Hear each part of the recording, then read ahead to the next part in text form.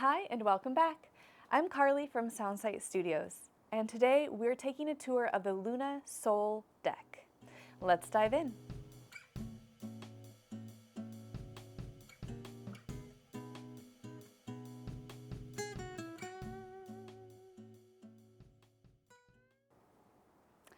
Welcome to the Luna Soul Tarot.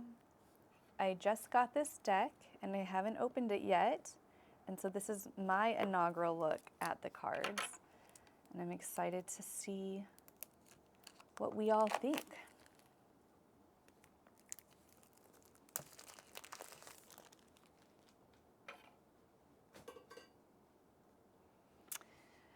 The Luna Soul Tarot, it says an uplifting, healing tarot deck that reflects our beautifully diverse world.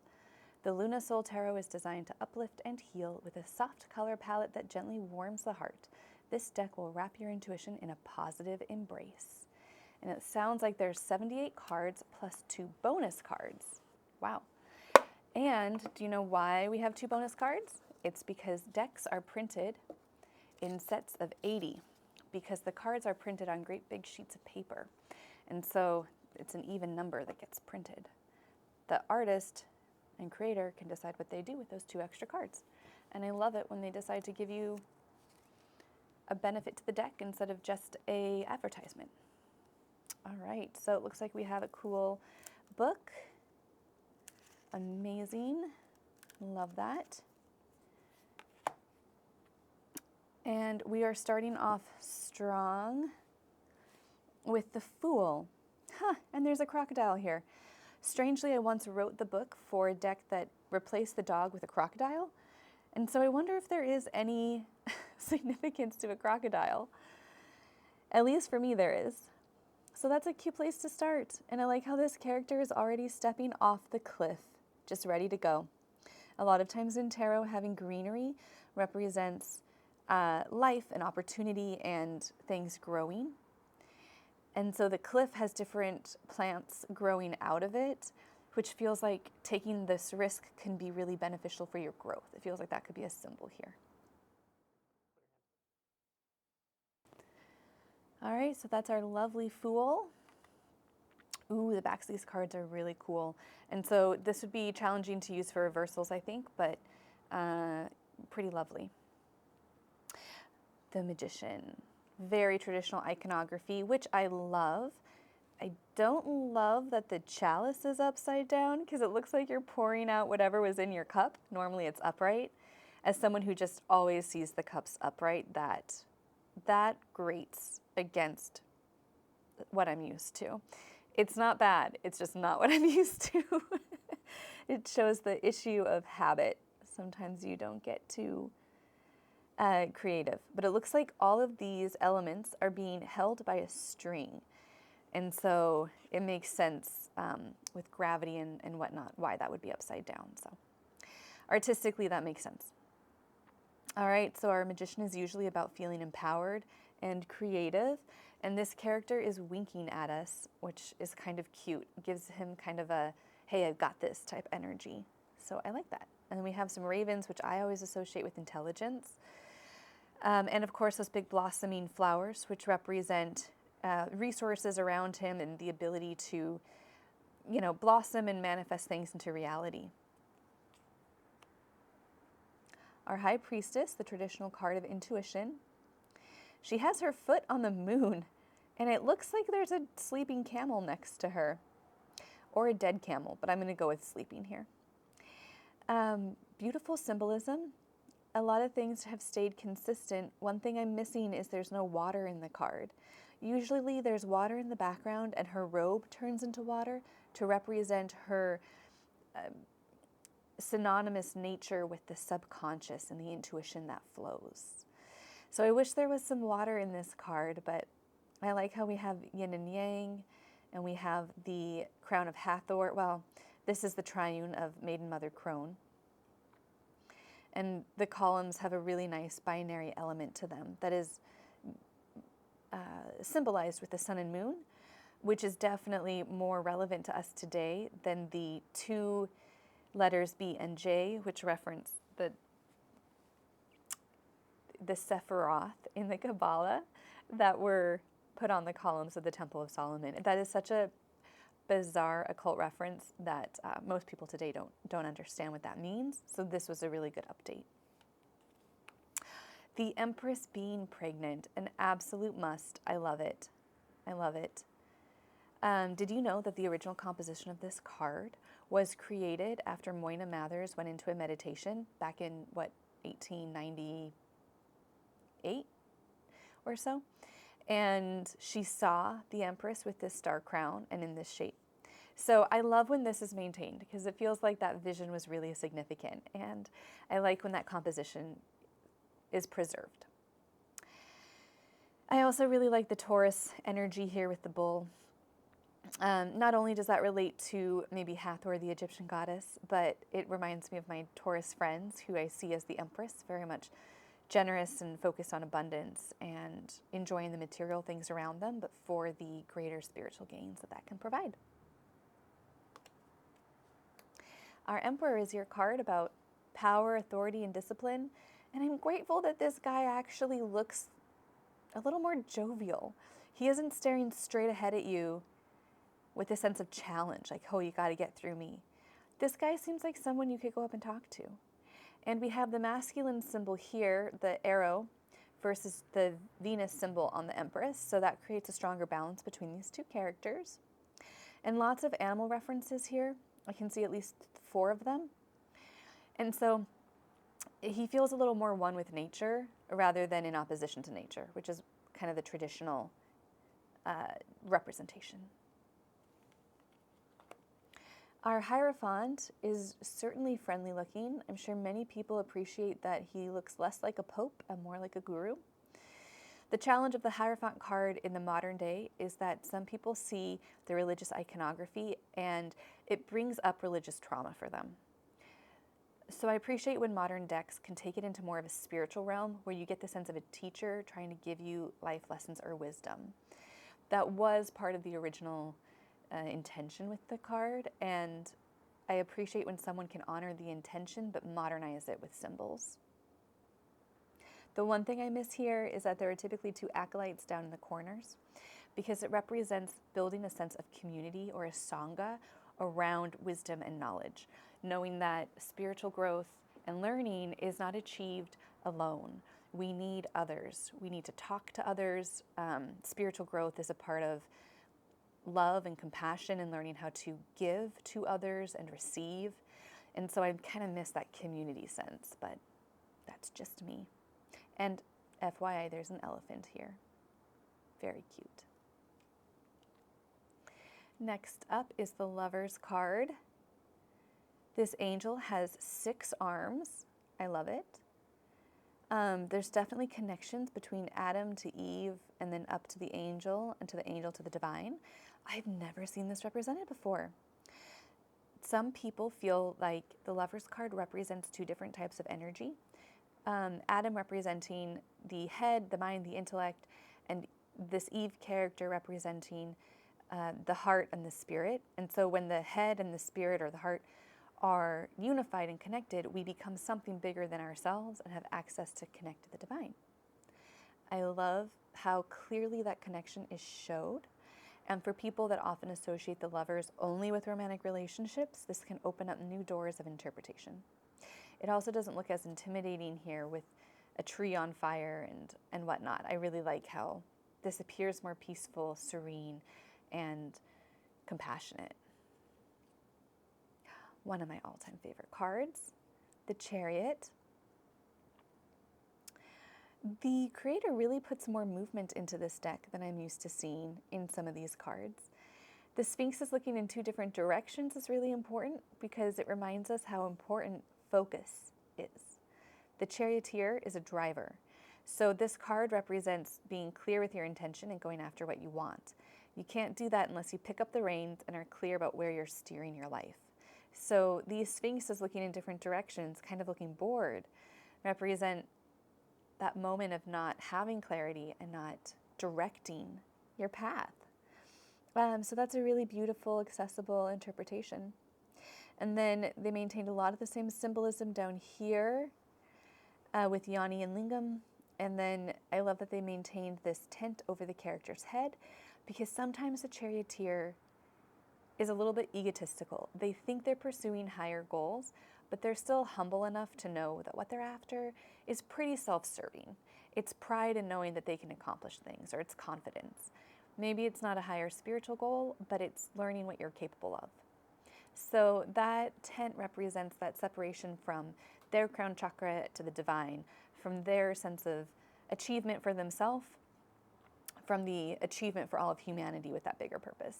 That's okay. This card is about learning what you're capable of and going after it. So I think they chose really good symbols to maintain here. Okay, we have an interesting switch. Our 8th card is Justice. That's going back to some of the original structure from the 1700s into the early 1800s. It was Arthur Waite that put the Strength card here instead, thinking that strength was more associated with August, the month, and the zodiac of Leo.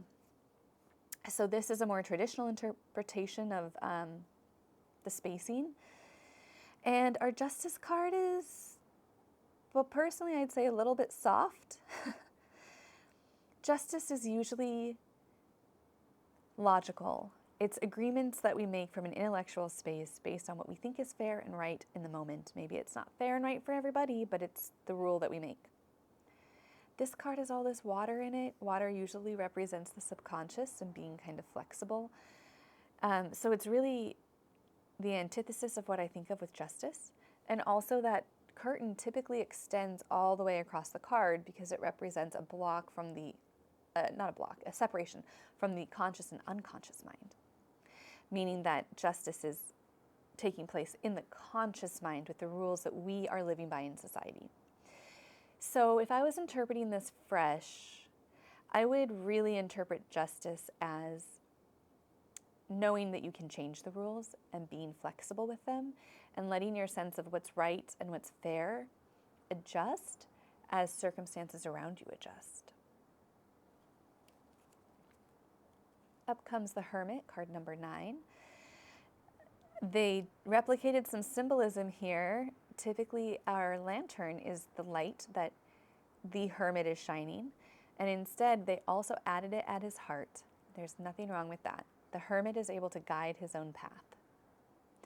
He doesn't have to follow everyone else. He's taking the path less traveled. I love how the turtle is nice and slow. It's strange because this character looks really, really young. He looks like a young monk. He doesn't look as old and wizened. I always appreciated the oldness of the card because sometimes when you go off on your own path, it ages you really quickly. It can jade you and exhaust you and just wizen you. But you don't stop.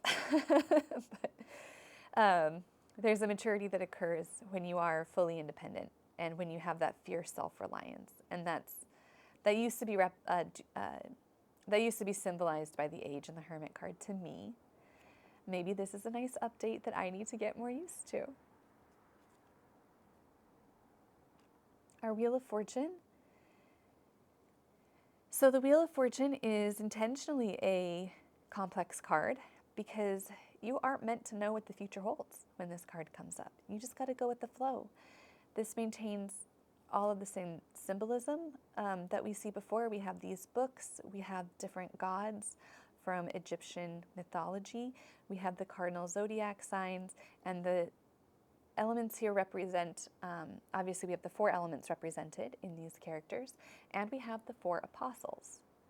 So depending on what your background is in, you may pick up on some of the meaning more personally.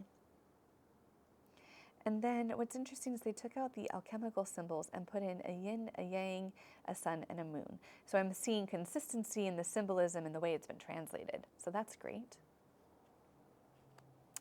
Our Strength card is all about finding that balance of the fierce, fiery, animal-like instinct that protects you and the intellectual, maiden-like quality that allows you to be diplomatic, calm, and communicative. Yin and Yang is represented here and here. And the character definitely seems to be at peace with this lion energy within her. There's no sense of trying to force the mouth closed or even trying to use this lion to attack somebody else, which I've seen in some cards, where it feels like they're looking at you and saying, well, just come try us. Instead, it feels like you're seeing a snapshot of these two getting along and enjoying each other's presence. That's really, really beautiful. And I like how they highlight the muscles in the lion's body. So you can see how strong they are, even though she's a softer, more jovial.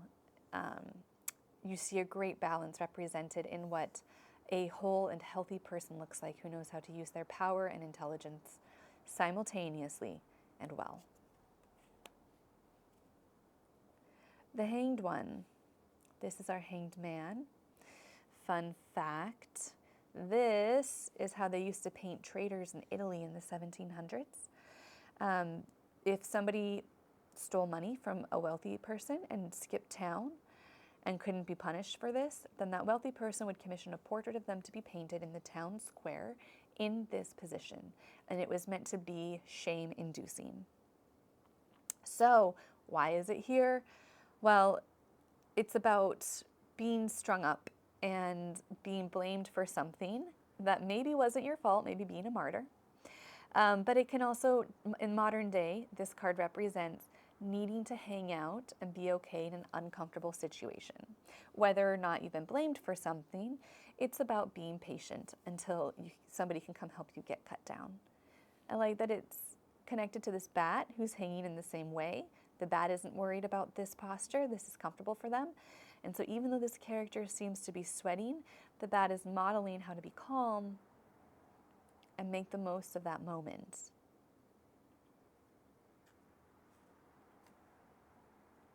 Our Death card.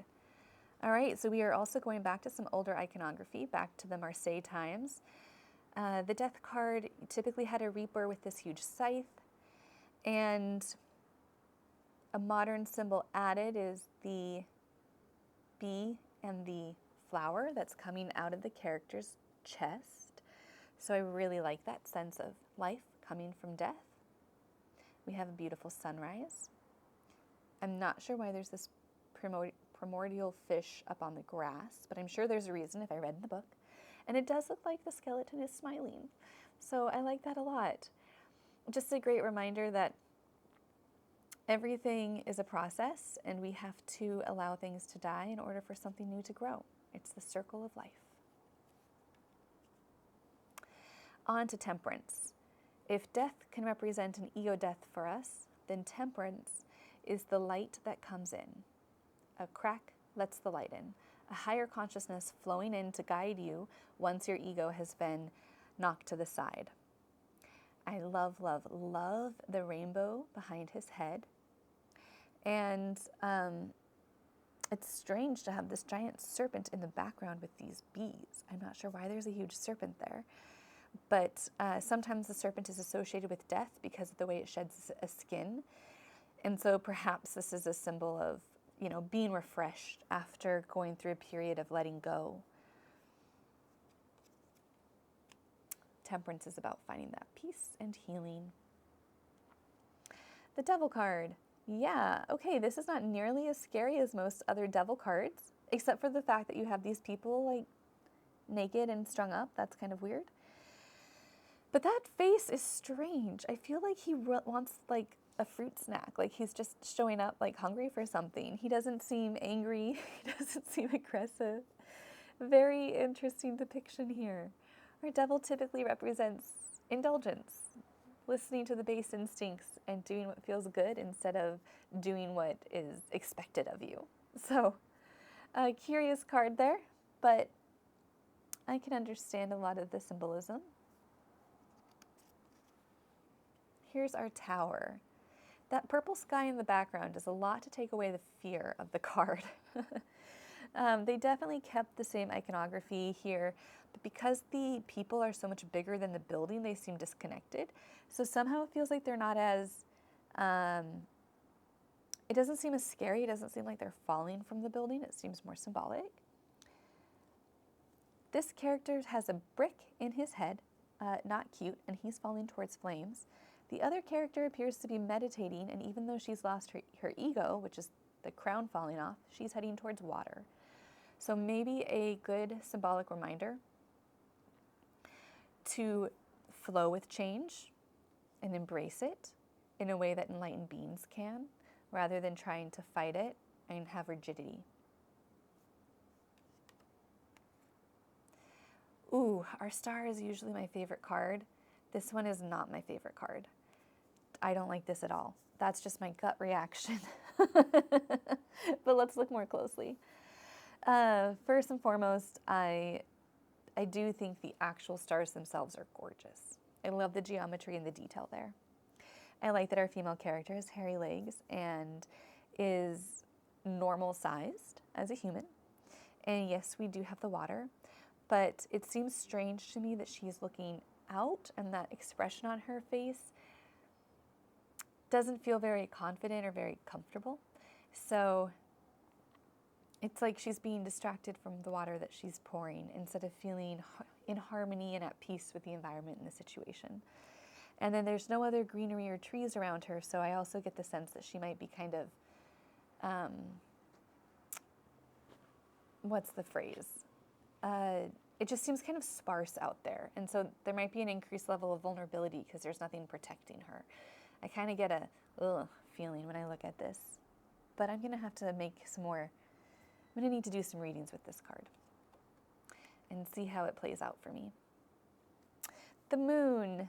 All right, you cannot ignore this massive, this looks like a lobster, but typically it's a crayfish coming out of the subconscious. I'm not sure why there are two trees in the middle of the water with this crayfish here. And one thing I'm missing is that we don't have a path. That path is usually really important to remind you that there's a way to move forward as you explore yourself. I do like having a person's face up in the moon, and we have this door here with a light in the background. So what a great reminder to move through a period of darkness, get all your answers, and then get to the other side where there's the promise of growth and enlightenment and self-understanding. The moon is an encouragement to embrace all sides of yourself and move through the journey. Our sun. All right, we have, it looks like siblings here, maybe friends, and a unicorn instead of a horse. So I'm glad that the symbolism of children is maintained, because this represents letting your inner child come out into a safe place where they can be themselves. That garden wall represents the boundary we put in between our, it's the boundary we put in our minds when we try to protect that inner child and hold her back or hold him back. And the sun itself represents being expansive and bold, so you can see that with the warmth and the rays just radiating out. Judgment. All right, totally new symbolism. We need more updates on this card. Not everyone wants Judeo-Christian mythological iconography here. So we have a cat in a coffin on water under a big rainbow, and then it's like our card is split, and we have this divine being that also has their head up in the clouds and is trumpeting down to earth. This is a card about having a renaissance or kind of a rebirth, having an epiphany and realizing who you need to be and how you can ascend to be a better version of yourself. So I like that because this feels more triumphant and more of a positive awakening than a scary second coming, which is the original symbolism. So yeah, good updates there. And finally, completing the archetypal cycle is the world. The sizing of the animals is not symmetrical, which drives me crazy as a viewer, but you know, I like that it's more free-flowing here. Our world represents coming full circle, completing a cycle, and finding closure. We get that message with the laurel wreath that has the ribbon in an infinity sign, so it feels like, you know, we've come full circle. And the character has a heart right here on her chest, and so I think there's an element of love as she's able to wrap things up and find peace with the ending. And then we have a sense of completion with those zodiac signs or the apostles or the elements, however you prefer to interpret them. All right, so that's our major arcana. Let's start off with our Ace of Wands. Not much to say about this. It's an ace. We see a wand. It's pretty simple. We're missing a ton of symbolism here about how to set priorities and assess value. Traditionally, there are some materialistic things in the picture, and it reminds you to be in the moment with the spark of inspiration or passion that's at hand. But, you know, I like the colors, and we get lots of energy and warmth from the card, and I like the flowers on the wand. So there's still that sense of energy bursting forward. The Two of Wands. All right. Typically a card about making decisions on where you want to go and looking at the path ahead. This character looks really stressed. And then we also have on his satchel here the sign of Aries and Taurus. That's curious.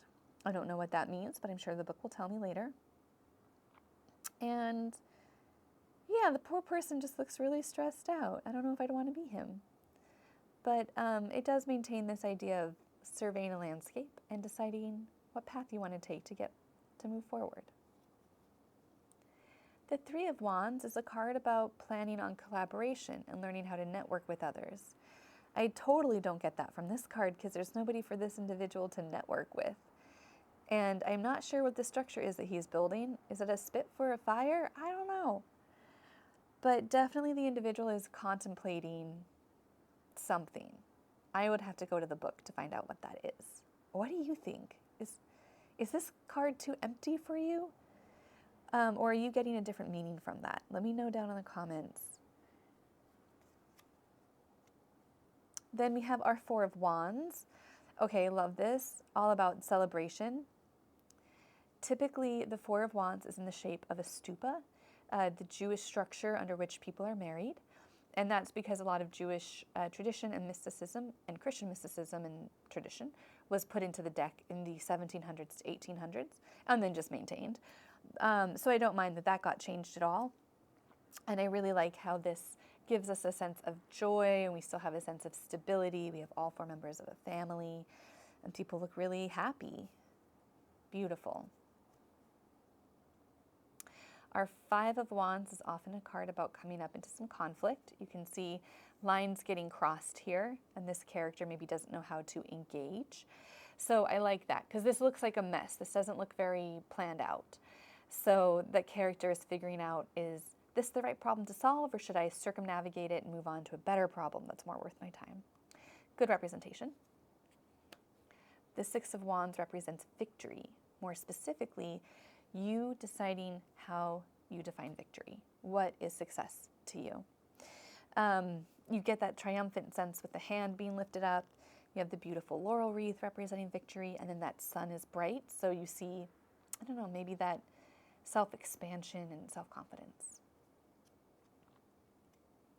The Seven of Wands is about protecting your territory and holding the higher ground.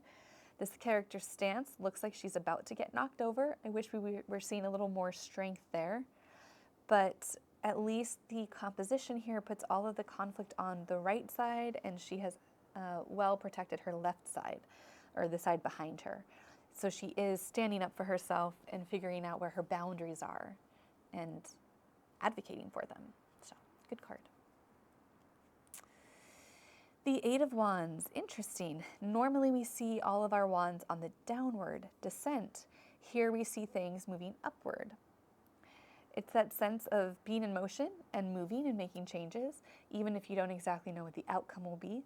So I think it is a little more optimistic to see everything en route going up, because we don't know yet where it's going to land. The Nine of Wands represents fatigue, feeling worn out. You see a character who is bandaged, and yeah, looks like he's having a really bad day. I'm not clear what that structure is behind him, but at least he is representing what I associate with this card, the feeling of being tired out and needing to reassess one's use of energy. The Ten of Wands is usually about pushing forward on many projects at one time, but also maxing out one's energy resources. This character looks totally overwhelmed, and because of the shape of all of the wands, it seems really chaotic. Like this person seems like they've been pushed past the limit.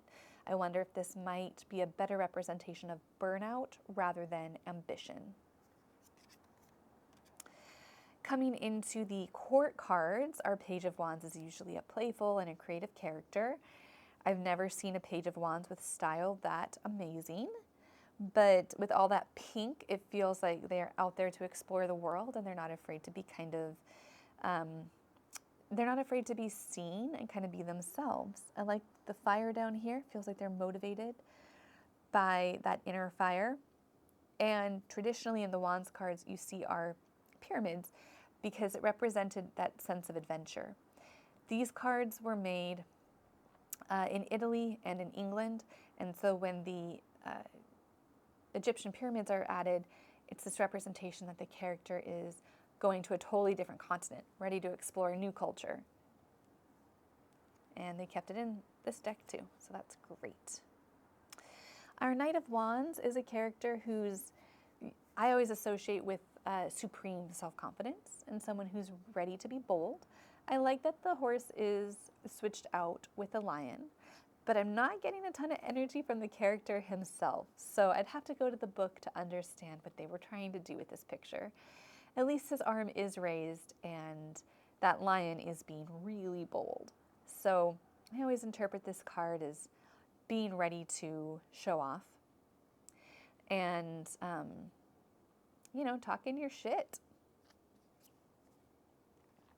Moving over to the King of Wands. Wait, where was our Queen? Oh, okay, this is interesting. So it looks like our King comes before our Queen.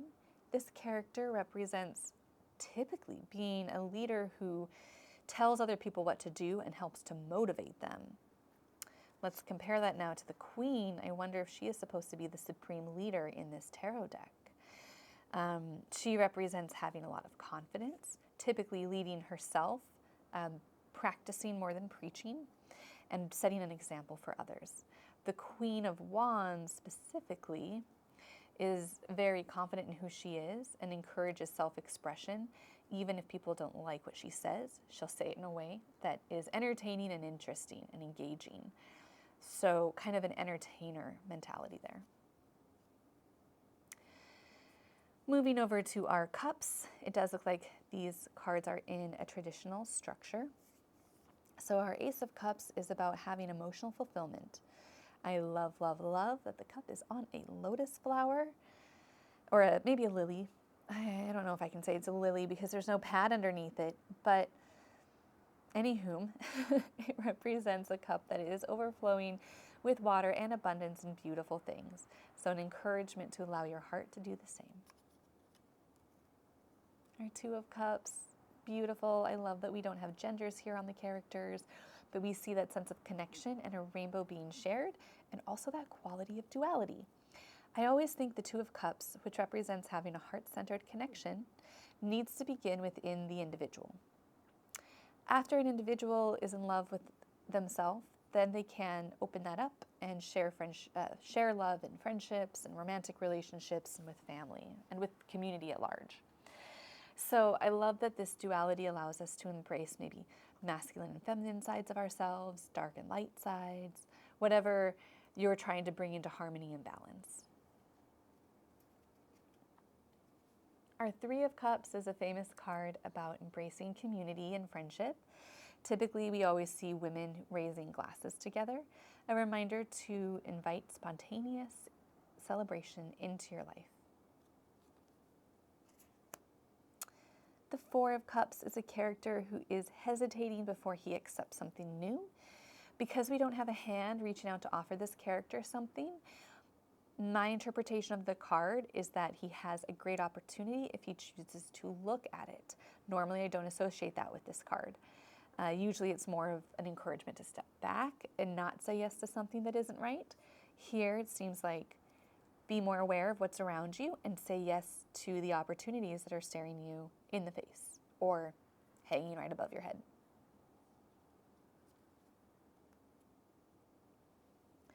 The Five of Cups is a card about emotional processing. I like this representation a lot because the reality is that the character has these two full cups. But internally, She's thinking about the spilled cups. So many times we grieve the past. We are thinking about it. We have trouble letting it go because we're not forgiving ourselves. So I like that this is so relatable, that it's in a thought bubble and it's not all the cups at once around her. The Six of Cups is often a card about sharing. We see a child's hand here and an adult's hand there. I think this is representing growth. We can see the growth stages of these flowers. So maybe a reminder to reach back to who you were as a child and encourage that inner child to come out more. To give and share with others and help them grow, and to remember to give and receive without there being strings attached. The Seven of Cups is a card about having many options and not being sure what to choose. This character's face does say it all. Traditionally, these cups have the 7 deadly sins in them. Well, that's one theory. Here we just see differently shaped goblets. And I honestly like this a lot more because it doesn't seem as scary. Like, you can't make the wrong choice. I typically encourage clients to make sure that they are looking at all the opportunities around them and knocking on every door and trusting that the right doors will open for them. The Eight of Cups is a card about moving on, letting things go. These cups are precariously stacked, so I am nervous for this individual. But at least they are moving on, and I like that they are paddling their own boat. They aren't asking for help. And, the current will take them, but I like that they have to consciously paddle to the next shore. It is a little scary to look at this, though, because you really don't know how far away that is. I wish we could see the shore. I'd feel more comfortable for this person starting the journey. But it's a reminder to emotionally let go of things that are no longer serving you. Also, gotta say, I like how these cards are matte. I don't see enough matte tarot cards in the world. The Nine of Cups is about contentment, appreciating what you have. I love that we have this heart-rich quality of the cups, all upright, all matching, all facing towards our main character, and our main character is above them, and it feels like they get to, enjoy what they have. So it looks very comfortable. They look at peace. And finally, our Ten of Cups, the card of wishes fulfilled. This card is about having everything that you want, but that is going to start with you acknowledging what you want, making a vision board, stating what you want out loud. That can be really scary if you're afraid your idea will be shut down by others, or if you don't think you deserve your dreams. So having this big rainbow, having all these people connected, what a great reminder to share the things that you love and that you want for yourself, so that other people can help you manifest it into reality. I love this Page of Cups. How pretty is this? Her pink hair is flying in the wind. It looks like she's walking on water or floating in the air, so very ethereal quality. She doesn't seem as playful or goofy as other pages have been, but she is definitely lighthearted and willing to go with the flow and easy breezy. Okay, now we get a little more of an imaginative character.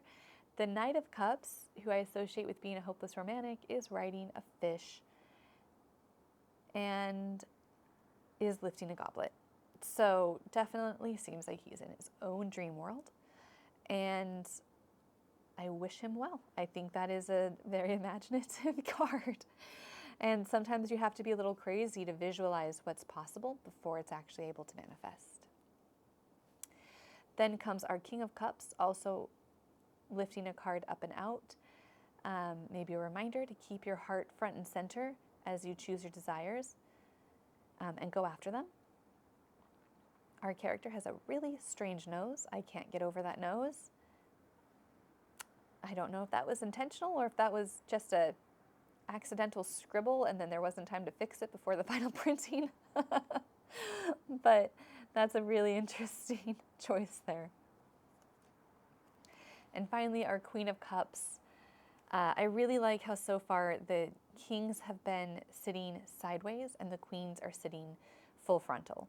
because there's a quality of confidence in that posture, and we can see who she is holistically.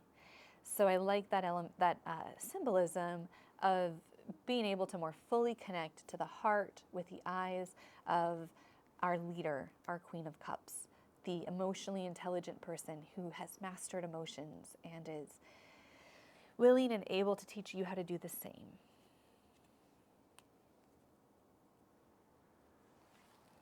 Next up, let's look at the Ace of Swords. All right. So we see that sense of triumph and victory here with that crown.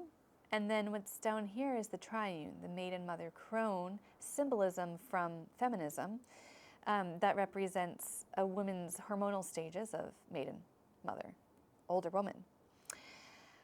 I like that because it's a nice balance of what it means to be victorious.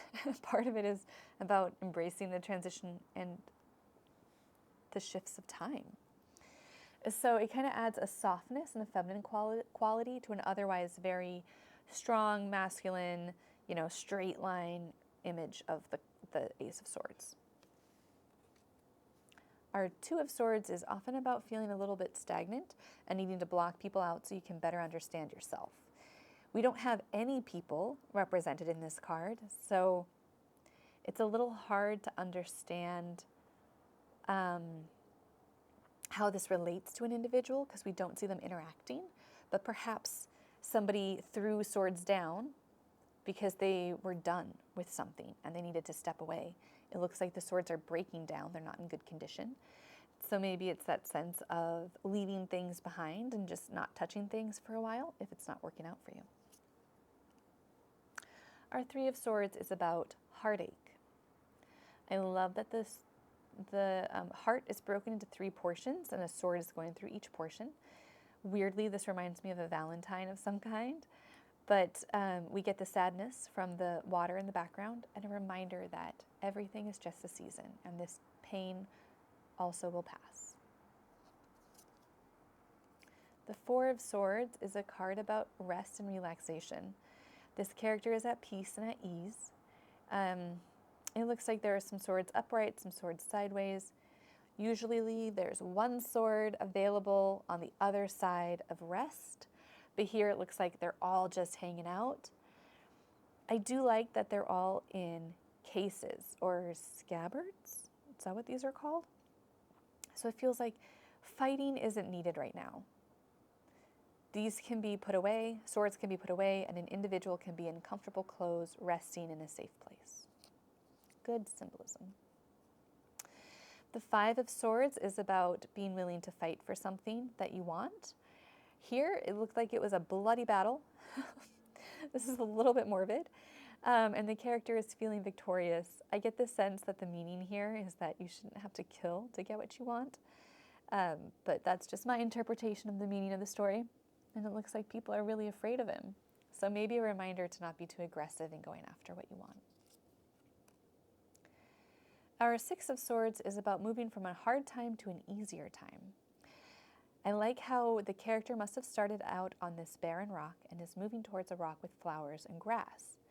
She is walking across swords. Swords represent our thoughts, especially in this case, thoughts that are painful. So these could be inner challenges or inner baggage, inner messaging that is limiting to us and hard for us to handle. She's using those challenges as stepping stones to make a transition and get to a better place. I think that is a wonderful metaphor for how we can use those parts of ourself that we think hold us back. Because sometimes by learning how to face those things, we gain skills and tools we need to become a better, stronger person. And it's those very challenges that do help us grow. I like this. Our Seven of Swords, oh my gosh. Major color shift change. We have a black and white character here. I guess he's in the shadows. It looks like he wants to steal that sword, but doesn't know how or isn't sure if he should. He definitely, he looks panicked. And I'm bothered at the fact his bare hand is on the blade. That always gets me in these cards. But if we think of these swords as being symbolic, it can be a character who's holding on to thoughts and not feeling comfortable sharing them, instead just keeping everything close to his chest. I wonder what he's thinking when he sees this sword. If he's afraid to come out into the light and be seen for all these thoughts that he's been holding close to him, even though he wants to embrace a new idea, a new thought. So maybe it's the challenge to open up and be more vulnerable and honest with people around you. Our Eight of Swords is a card about facing the voices in your head that are holding you back, the inner messaging that's holding you back. This character has a pathway down to someplace comfortable, but to do that, she has to face those thoughts. So this is pretty consistent with traditional symbolism, but I like the updates chosen here. Our Nine of Swords represents anxiety. We call it the card of sleepless nights. We definitely get that from her facial expression, and I like how these swords are moving into the background. You can kind of see how they're bigger close to her head, and they get smaller as they go. So that's pretty cool to see that transition. It's like the thoughts just keep coming, and they are most bothersome when, they're popping up in her mind, and then they kind of move into the background, but they all just cumulatively add up to create an anxious night where this person can't sleep. Whenever this card comes up, I encourage people to find healthy outlets for stress. And then we finish with a pretty graphic Ten of Swords. Whew! This is intense. It is swords going through the person's body all over the place. And I don't know why this bothers me more than the traditional imagery, but this looks so uncomfortable. It doesn't feel better that there's flowers. I think they wanted it to feel better with flowers, but that's just intense. So this can represent being overwhelmed, being at a breaking point, and needing to reset the priority list so that you can recover. I really don't like that image, but maybe that's just me. I'm going to set it to the side. I don't want to look at that anymore. Okay, next up, Page of Swords. Character looks ready to fight, but is up in the clouds. And we have a lot of movement, so there isn't a strong sense of rigidity here, which is great because pages are open-minded and they're flexible. The birds traditionally represented messages coming towards the page and their ability to consider new ideas before they get stuck into one plan. Then the Knight of Swords is more in action and has wings. Our Knight of Swords is ready to jump and spring into action. They tend to be very spontaneous and maybe a little bit reckless, but ready to move in. And I like this symbolism of the angel wings because I often consider them the knight in shining armor. Maybe they come in when they're necessary and they save the day, or maybe they had misread a situation and they come in and cause some damage. We don't know, but they think they're coming in with good intentions, regardless of how the actions play out. So I like those wings. Here we go with our King of Swords. Amazing throne in the sky. Again, he's sideways. So we get that sense that he's only showing us one half of his self. Like we can see his mind maybe, but not his heart. This card certainly seems like somebody who is not firm in their thoughts. Typically these thrones are made out of concrete or something sturdy and strong. Having an entire throne made out of clouds makes me feel like the character is flimsy, not very diligent, not very grounded, not very determined. I'm not used to feeling that with our sword cards. Typically I see the royalty as having strong minds. So I'm gonna have to sit with that one and see how I like it over time. And next up, cool, have a very deliberate Queen of Swords. This kind of looks like the crazy Barbie in Barbie Land. This character is looking at us straight on. She seems to be comfortable with her sword. She has a wise owl next to her.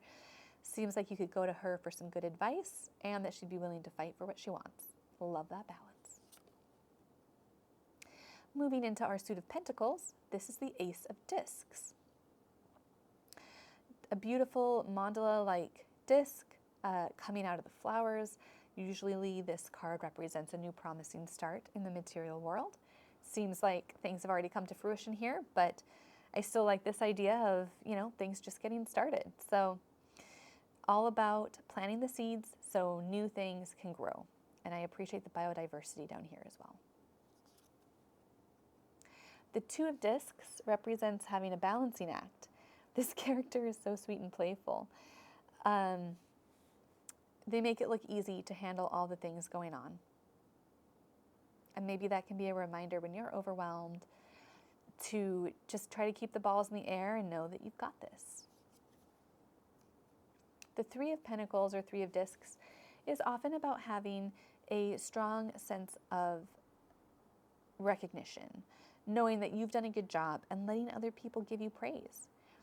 It looks like this character is the workman who's made these two plates, and these characters are coming with bags of money to say thank you. So yeah, make sure you know what you're worth. Ask for what you're worth financially at work, or if you're a service provider for your services, make sure you know what your work is worth. Our Four of Discs, traditionally a card about feeling left out. It looks like the character's hands are full and the key is down here and he can't get in the door because he's like too busy holding on to things.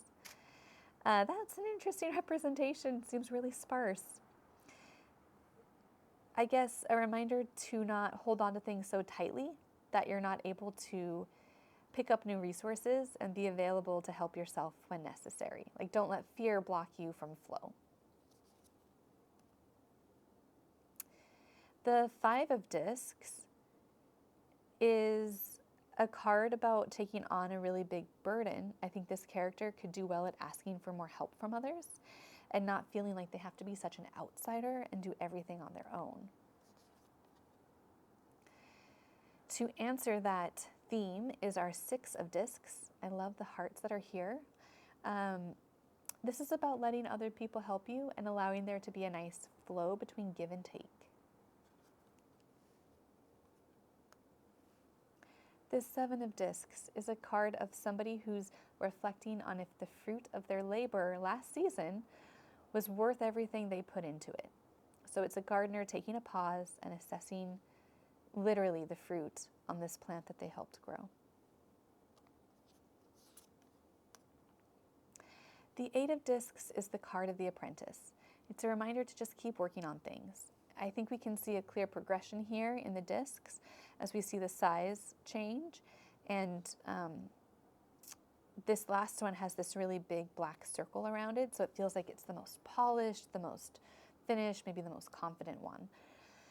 So a reminder to keep working, building skills, and getting better at what you're doing. The Nine of Discs is traditionally what I call the Beyonce card. That's just my own thing, because it's typically featuring a woman who is appreciating what she has and what she has built for herself. I like this representation of flowers that she's looking at in a vase, because either she grew those flowers herself or she bought herself those flowers. So in a way, being able to meet your own needs is the message of this card, and doing so in a very tangible way, meeting your material needs, getting those needs met. And the Ten of Discs is about being happy with what you have, being able to have family, which we can see up here. I wish we could zoom in on this, but we have a family at a table. And it's a card of being connected in community and having everything you need, knowing that you're a small part of the bigger picture. Coming into the royalty, our Page of Discs, which appears to be the image that graces the book cover. Our Page of Discs is about seeing every challenge as an opportunity to learn a new skill. We see these beautiful flowers blossoming from the character's head, so there is that sense of growth, expansion, and benefit coming from mental work. The Knight of Discs is a character that can be pretty stubborn at times and pretty stagnant, but he seems really happy here on this big old bull. That Knight of Discs is a very stable, consistent, and trustworthy character. So that bull kind of represents that strength, and it also relates to the earth sign energy we get with the Pentacles cards. Our King, as is meeting our pattern, sitting sideways. I love his throne. He seems very kind, and he seems gentle, and he has those 3 little birds up overhead. I can't help but think of Bob Marley, and that this guy's advice would be to say, everything's going to be all right. Do you notice how the ground is wavy? You know, we think the earth is so stable and so hard, but the fact is that the earth is a representation of constant change. Everything is shifting, and everything is so dependent on one another in our ecosystem. There's fragility in the world around us. I think these court cards do a great job of showing that. Here with our Queen of Discs, she has her hand on a fox. There's a deer next to her. Lots of different animals, and we see that sort of balance of ecology and all these different elements here. We have a fish, we have a butterfly, we have an animal that dwells in the earth, and we have an animal that dwells on top of the earth. So I think definitely a sense of peace, helping other people get along, helping everything work cohesively, and knowing that everything has a place. What a great leadership quality. And here we come into our 2 unique cards. This one says Wu Wei on it, and this one says duality. I have a feeling that there is a philosophical teaching here that I need to look into to better understand this card. So I know what I'm doing after this. Let's look that up.